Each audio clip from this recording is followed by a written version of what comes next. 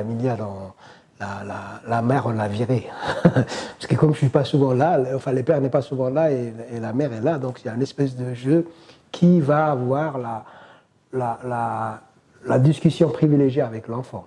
Parce que le père, il n'est pas tout le temps, il n'est pas souvent là, parce qu'il a un semestre au moins dehors, tu vois.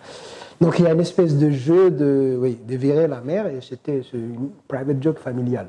Ça, c'est une chose. Mais plus sérieusement, là où j'en suis aujourd'hui, et tout le fond, on va dire, politico-éthique derrière, c'est la question de la transmission. Et là, j'y reviendrai, puisque monsieur s'appelle Ba aussi, j'y reviendrai à un pâté Ba. Amadou Hampâté Bâ, dont quand j'étais gamin, c'est pas là où je parlais de révolution, aussi des tours, enfin la révolution au sens de mouvement, hein, un tour sur soi.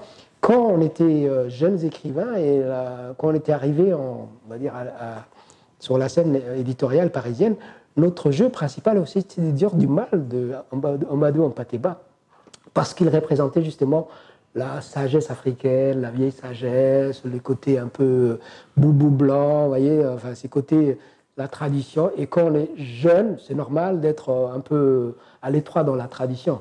Donc il y avait des espèces de private jokes entre, par exemple, et Kofi et Fouy et moi, par exemple, Kossi et Fouy et moi, par exemple, ou d'autres. Et donc on disait le plus de mal possible d'Amadou Hampâté Bâ parce qu'il nous dérangeait, n'est-ce pas? Maintenant que j'ai passé là, justement, des provocations, je suis un aficionado, un lecteur sérieux d'Amadou Hampâté Bâ.